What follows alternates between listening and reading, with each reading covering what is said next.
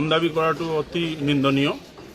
আমাৰ ইয়াত আমি সকলো জনগোষ্ঠী একেলগে আমি বসবাস কৰোঁ আৰু আজিলৈকে আমাৰ কোনো বিভেদ ঘটা নাই। আৰু এনেকা আমাৰ জনাত মানে 10জন গুৰুফেলাত দিছে আৰু নজনাত আৰু বহুত আছে।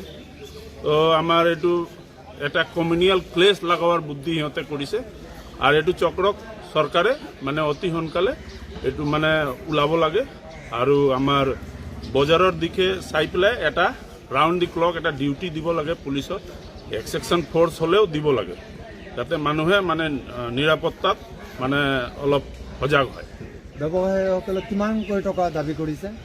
আমি জনামতে মানে প্ৰত্যেক যিমান আছে ডিমাণ্ড পত্ৰ তাতে 5 লাখকৈ ডিমাণ্ড কৰা আছে।